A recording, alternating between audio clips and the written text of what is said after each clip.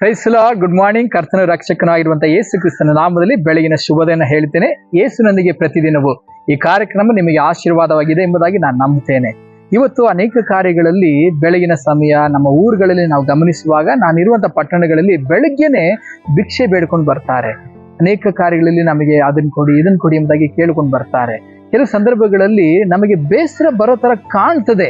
ಆದರೆ ಕ್ರಿಸ್ತನ ಮಕ್ಕಳಾಗಿರುವಂತ ನಾವು ಸತ್ಕಾರ್ಯ ಮಾಡುವುದರಲ್ಲಿಯೂ, ಇತರರನ್ನ ಪ್ರೀತಿಸಿ ಇತರರಿಗೆ ಉಪಕಾರ ಮಾಡುವುದರಲ್ಲಿಯೂ, ಇತರರಿಗೆ ಸಹಾಯ ಮಾಡುವುದರಲ್ಲಿಯೂ ಬೇಸರಗೊಳ್ಳದೆ ಮಾಡಬೇಕೆಂಬುದಾಗಿ ದೇವರ ವಾಕ್ಯ ಹೇಳ್ತದೆ. ಮನುಷ್ಯ ಸ್ವಭಾವ ಅನೇಕ ವಿಷಯಗಳಲ್ಲಿ ನಾವು ಸೋತೋಗ್ತೇವೆ. ಅನೇಕ ಬಾರಿ ಭಿಕ್ಷುಕರನ್ನ ನೋಡುವಾಗ, ಬಡ ಜನಗಳನ್ನ ನೋಡುವಾಗ ಮುಖ ತಿರ್ಸ್ಕೊಂಡು ಹೋಗ್ಬಿಡ್ತೇವೆ.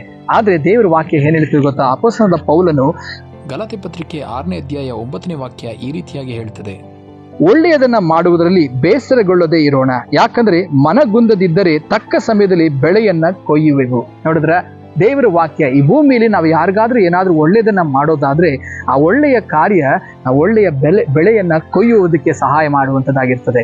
ಇವತ್ತು ನಾವು ಫಲವನ್ನ ಕೊಯ್ಯುವರಾಗಿ ಕಾಣಲ್ಪಡ್ಬೇಕಾ? ನಮ್ಮ ಜೀವಿತದಲ್ಲಿ ಫಲಭರಿತವಾದಂತಹ ಜೀವಿತವು ಕಾಣಲ್ಪಡ್ಬೇಕಾ? ಅದಕ್ಕೆ ಒಂದೇ ಒಂದು ಉದಾಹರಣೆ ಏನು ಗೊತ್ತಾ? ನಾವು ಮಾಡಬೇಕಾದಂತ ಸಹಾಯ, ಇತರರಿಗೆ ಏನ್ ಬೇಕು ಎಂಬುದಾಗಿ ಎದುರು ನೋಡ್ತಾರೋ, ಯಾರಿಗೆ ಏನ್ ಸಿಗ್ಬೇಕೆಂಬುದಾಗಿ ಎದುರು ನೋಡ್ತಾ ಇದ್ದಾರೋ, ನಮ್ಮಿಂದ ಆದುದನ್ನ, ನಮ್ಮಲ್ಲಿರುವುದನ್ನ ಅವರಿಗೆ ಕೊಡಬೇಕೆನ್ನುವುದನ್ನ ಅವ್ರು ಎದುರು ನೋಡುವಾಗ ಬೇಸರಗೊಳ್ಳದೆ ಮಾಡೋಣ. ಯಾವ ವಿಷಯದಲ್ಲಿ ನಾವು ಬೇಸರಗೊಳ್ಳದೆ ಸಂತೋಷವಾಗಿ ಕೊಡುವಾಗ ದೇವರು ಅವರನ್ನ ಪ್ರೀತಿಸ್ತಾರೆ ಎಂಬುದಾಗಿ ದೇವರ ವಾಕ್ಯ ಹೇಳುತ್ತದೆ.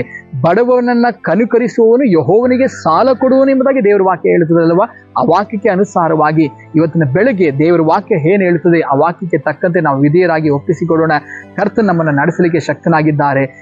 ನಾವು ಉಪಕಾರ ಮಾಡುವುದು, ಬೇರೆಯವರಿಗೆ ಸಹಾಯ ಮಾಡುವಂಥದ್ದು ಬೇಸರಗೊಳ್ಳನೆ ಮಾಡೋಣ. ಆ ಬೇಸರಗೊಳ್ಳದೆ ಮಾಡೋದ್ರಿಂದ ನಾವು ಬೆಳೆಯನ್ನ ಕೊಯ್ಯುವಾಗ ಫಲಭರಿತವಾದಂತಹ ಕಾರ್ಯಗಳನ್ನ ಕಾಣಲಿಕ್ಕೆ ಸಾಧ್ಯ. ಕರ್ತ ನಿಮ್ಮನ್ನ ಆಶೀರ್ವದಿಸಲಿ. God bless you. ಆಮೆನ್.